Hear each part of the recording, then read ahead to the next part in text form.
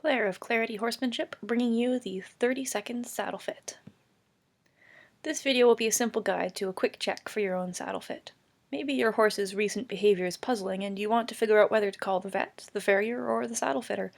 Or maybe you're riding lesson horses and want to make sure the saddle you choose each week is a decent fit. First, I'll go over some common behavior issues that arise from a poor saddle fit, then show you the 3 areas to check that apply to any kind of saddle: dressage, jumping, western, side saddle, anything. The checks are super simple and take less than 30 seconds to do. If your saddle fails one or more of these checks, it for sure doesn't fit. If it seems to pass the checks but behavior problems persist, getting a qualified saddle fitter out is a good idea. Finally, we'll look at some examples of saddles that don't fit, and I'll show you a bonus homemade tool that allows you to check your saddle fit while you ride. It's well documented that poor saddle fit causes back pain in horses, which leads to unwanted behaviors. While some of the most common issues I see from saddle fit could also be attributed to other causes, such as hindgut ulceration or kissing spine, just checking the 3 things I'll show you can be a quick way of starting to narrow down what's up with your horse. Does your horse get agitated when you approach with the saddle and move away from the saddle or the pad? It could be that he hasn't been trained to park thoroughly, or he could be anticipating pain. When you reach for the girth, does he threaten to bite and kick? This could be due to ulcers. It could be a learned behavior from previous pain or experiences that could be retrained with counter-conditioning, or the pain could be current. When you go to mount, does his back hump up or drop down as you put weight on the saddle? A humped up back can come from tension due to other causes like cold muscles, but a dropped back is almost always back pain, whether from the saddle itself or from the spine. When you ask for an upward transition, does your horse buck or leap into it, especially into the canter? Again, it could be a training fault in the go response, or the changing movement under an ill-fitting saddle could be causing discomfort. Does your horse switch his tail most of the time that you ride, or hold it off to one side? Some horse breeds tend to carry their tail up higher than others, but a tail to one side can indicate lameness, which can come from the back, and constant tail switching is a definite sign of discomfort. If you're noticing these behaviors, take 30 seconds and check these 3 things on your saddle: the shoulder, the gullet, and the panel.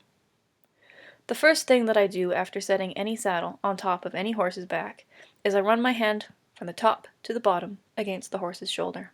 The saddle should not sit on top of the shoulder blade. As the horse walks, the scapula, the shoulder blade, will be moving in a circular motion. A saddle sitting on top of it will cause pressure any time the shoulder is weighted, and limits the forward and backward range of motion the horse has in that leg. In your downward sweep, check for evenness. The saddle should not start tight and get loose, or start loose and get tight, but as far as the saddle tree extends down, which varies for different saddle types, it should sit snugly against the horse. If you aren't quite sure, try using one hand to push down on the pommel of your saddle, while the other hand stays under the front on the shoulder. Does the saddle tip forward and pinch your hand? Then it's doing the same to the horse when you sit in it. Make sure to check this on both sides, as horses are not perfectly symmetrical, and neither are saddles. A saddle may fit one side well and pinch the other. Next, we'll check the gullet. You are likely familiar with the 4-finger rule, that between the horse's withers and the opening of the gullet you should be able to fit 4 vertical fingers. That's a great rule, but what about the rest of the gullet? The gullet is the space for your horse's spine that runs from front to back under your saddle. If it is not wide enough for your horse, when you ask him to bend, his spine will bump into the panels of the saddle on either side, limiting his movement. Many nerves travel outwards from the spinal cord in between each vertebra. If you've ever had a pinched nerve in your own back, you don't want to pinch a nerve against your horse's vertebrae. Finally, we'll check the shape of the panels. The panels are what keeps the saddle from settling down onto the horse's spine, and if they're doing their job properly, should spread out the weight from the saddle evenly onto the longissimus dorsi, which are the long, thick muscles that sit on top of the shelf of the ribs and attach onto the vertebrae. Some saddles are very flat, and on a horse with a more curvy back, this places pressure only at the front and back of the saddle, effectively bridging over an entire section of muscle that should be bearing some of the weight.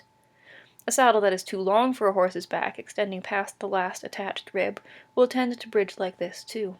Some saddles are very curved, and on a horse with a flatter back, this places pressure only in the middle of the saddle, allowing the saddle to rock like a rocking chair.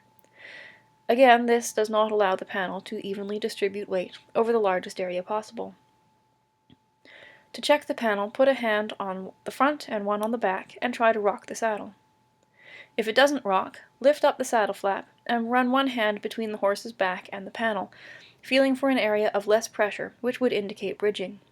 In the video here, my hand is over top of the saddle so you can see where it should go. Make sure to do this on both sides as well. Let's look at a few saddles that don't fit great, and then at a tool you can make to see how your saddle fits when your horse is in motion. Don't forget to like and subscribe so you can keep seeing these videos that teach you the theory behind what you learn in riding lessons. This saddle fails the shoulder check.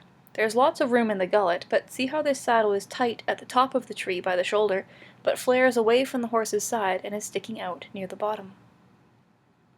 This saddle also fails the shoulder test, but for the opposite reason. You can see how the seat of the saddle slopes backwards, and the stirrups hanging straight down look as though they dangle backwards a bit too because of the angle of the saddle. This one is too tight on the shoulder. I could hardly get a hand between the horse's shoulder and the start of the panel, and it wanted to sit right on top of the shoulder blade because it is too long for this horse. See how it bumps up against the loin as that rises up behind the saddle. If we went on to the panel test, even though the shoulder test failed, we would find that this saddle bridges, with contact only at the front on the shoulder and on the back at the loin. This saddle fails the gullet test. The opening at the top of the gullet is okay, but only a tight 3 fingers instead of 4. However, right where the seat begins, the gullet drops down and doesn't stay high enough. The saddle is too wide, allowing it to sit lower than it should onto the horse's spine. This saddle fails the panel test. It isn't a terrible length for this horse's short back, though an inch or two shorter seat would be nice. But see how it sits above the loin by about an inch, and how the gullet is sitting high too. One hand on the horn and the other on the cantle could make this saddle rock like a rocking chair. Still not sure about saddle fit? If you are a bit crafty, you can make yourself a pressure pad. A pressure pad is like a half pad that sits between your saddle pad and your saddle while you ride. It is made of clear plastic and filled with a firm gel or dough. I made this one from leftover vapor barrier, duct tape, and salt dough. You have to get on and off very carefully so you don't pull the saddle to one side and squish the gel to the side right away.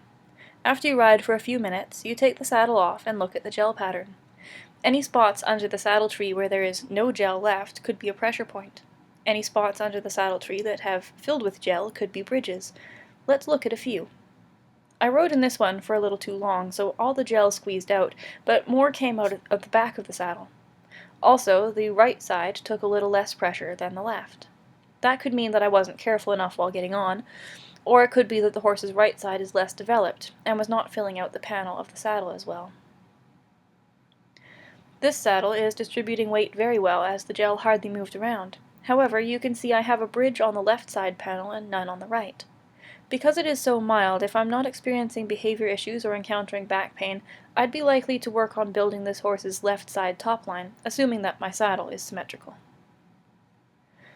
Last one, and worst one. This saddle is bridging on both sides, with obvious pressure points at the front and back. A saddle fitter could rearrange the flocking inside the saddle to fill in the gaps, but until that's done, I should pick a different saddle.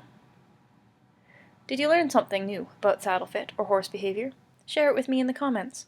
Are you going to make a pressure pad? Take a photo of it and add it to a comment. The 3 checks for saddle fit are so simple and easy it takes less than 30 seconds to run your hands through them and make sure your horse is comfortable. Try it next time you saddle a horse and start getting in the habit of running the checks each time you put a saddle on.